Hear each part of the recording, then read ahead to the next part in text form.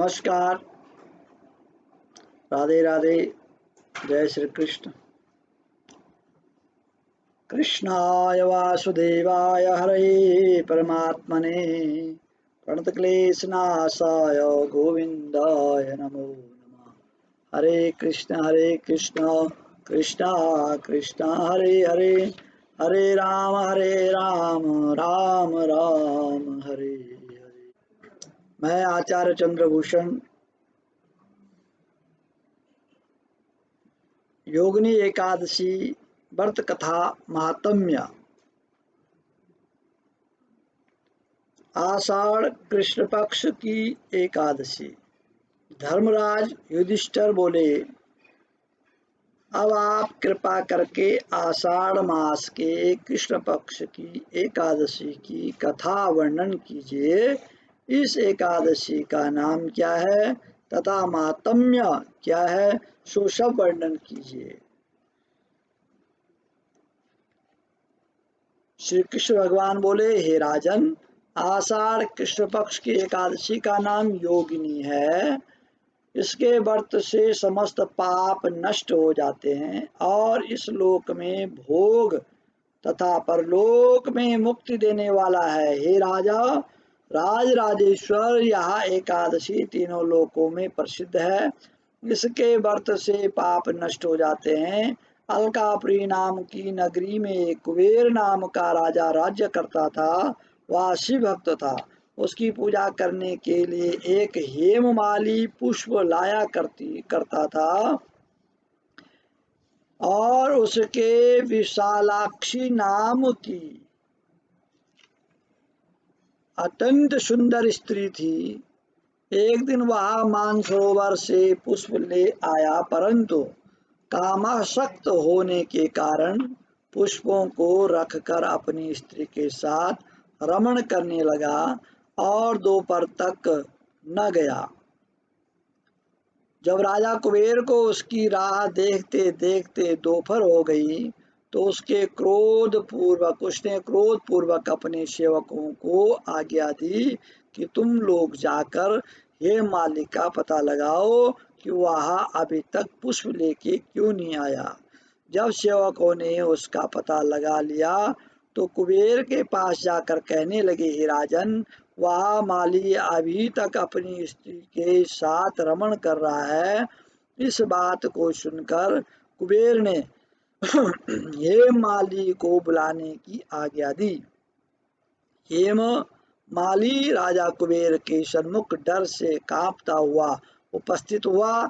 उसको देखकर राजा कुबेर को अत्यंत क्रोध आया और उसके ओंठ फड़फड़ाने लगे। उसने कहा, हे पापी, महानीच, कामी, तूने मेरे परम पूजनीय ईश्वरों के भी ईश्वर शिवजी का अनादर किया। मैं तुझे श्राप देता हूँ कि तू स्त्री का वियोग भोगेगा और मृत्यु लोक में जाकर कोढ़ी होगा। कुबेर के श्राप से वह उसी क्षण स्वर्ग से पृथ्वी पर गिर गया और कोढ़ी हो गया। उसकी स्त्री भी उसी समय उससे बिछुड़ गई। मृत्युलोक में आकर उसने महादुख भोगा, परंतु शिवजी की भक्ति के प्रभाव से उनकी बुद्धि मलिन न हुई और पिछले जन्म की भी शुद्ध रही। इसलिए वह अनेक दुखों को भोगता हुआ तथा अपने पूर्व जन्म के कुकर्मों का स्मरण करता हुआ हिमालय पर्वत की तरफ चला गया। वहां पर चलते चलते मार्कंडेय ऋषि के आश्रम पर पहुंचा। वहां ऋषि अत्यंत वृद्ध और तपशाली थे। वह दूसरे ब्रह्मा के समान प्रतीत हो रहे थे और उनका वह आश्रम ब्रह्मा की सभा के समान शोभा दे रहा था। उनको देखकर वह हे माली वहां गया और उनको प्रणाम करके उनके चरणों में गिर पड़ा। उसको देखकर मार्कंडेय ऋषि बोले कि तूने कौन से खोटे कर्म किए और जिससे तू कोढ़ी हुआ और महान दुख भोगा। इस पर हे माली बोला, हे मुनि, मैं यक्ष दान कुबेर का सेवक था। मेरा नाम हेमाली है। राजा की पूजा के लिए नित्य प्रति पुष्प लाया करता था। एक दिन अपनी स्त्री के साथ विहार करते करते देर हो गई दोपहर तक पुष्प लेकर न पहुंचा, उन्होंने मुझे श्राप दिया, तू अपनी स्त्री का वियोग भोग, मृत्युलोक में जाकर कोढ़ी बन जा तथा दुख भोग। इससे मैं कोढ़ी हो गया और महान दुख भोग रहा हूँ। अतः आप कोई उपाय ऐसा हो, कोई उपाय बताइए जिससे मेरी मुक्ति हो और मेरा पाप कट जाए। मार्कंडेय ऋषि बोले कि तूने मेरे सन्मुख सत्य वचन कहे, इसलिए मैं तेरे उद्धार के लिए एक व्रत बताता हूँ। यदि तू आषाढ़ कृष्ण पक्ष की योगिनी नामक एकादशी का विधि पूर्वक व्रत करेगा तो तेरे समस्त पाप नष्ट हो जाएंगे। इस पर हेमाली बहुत प्रसन्न हुआ और मुनि के वचनों के अनुसार योगिनी एकादशी का विधि पूर्वक व्रत किया।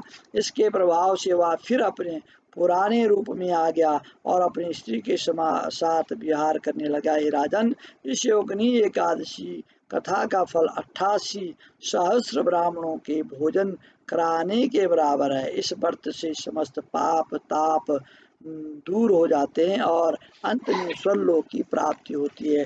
जो श्रद्धा और भाव विश्वास के साथ में एकादशी व्रत करता है और एकादशी के दिन भोजन नहीं करता है, उसको भगवान अपने धाम में स्थान देते हैं। एकादशी के दिन चावल नहीं खाने चाहिए। वैसे तो शास्त्र में लिखा है कि दशमी की रात को कोई, जैसे लहसुन है, प्याज है, माह है, मसर है, बैंगन है, जो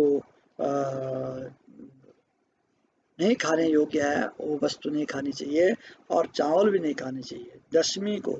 और एकादशी को बिल्कुल अन्न नहीं खाना चाहिए, फलाहार रहना चाहिए।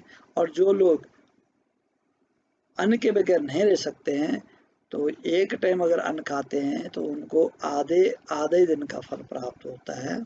तो चावल तो अवश्य नहीं खाने चाहिए। भूलवश अगर खा ले तो अलग बात है, पर लेकिन चावल नहीं खाने चाहिए। और श्रद्धा और भाव विश्वास के साथ में, श्रद्धावान लभते ज्ञानम, कर्म करने का फल तभी है अगर आपको श्रद्धा है और श्रद्धा के साथ में विश्वास है। विश्वासम फलदायकम, अगर विश्वास है तो आपको अवश्य उसका फल प्राप्त होता है। और न श्रद्धा है, न विश्वास है, न भक्ति है, तो जो भी कर्म किया जाता है उसका फल प्रॉपर नहीं मिलता। तो भगवान की कृपा से आप सभी लोग, कोरोना जो ये नामक बीमारी है, इससे सभी लोग सुरक्षित होंगे। अपने अपने घरों में, अपने अपने यहाँ सुरक्षित रहें और सुरक्षा में ही बचाव है। अधिक से अधिक जहाँ तक हो सके तो अपना बचाव स्वयं करें और इस बीमारी से दूर रह सकते हैं। इसी प्रकार से हम अपने चैनल के माध्यम से आपको कथा सुनाते रहेंगे। मेरा चैनल है, इसको आप सब्सक्राइब करें, लाइक करें और शेयर करें। धन्यवाद। राम राम।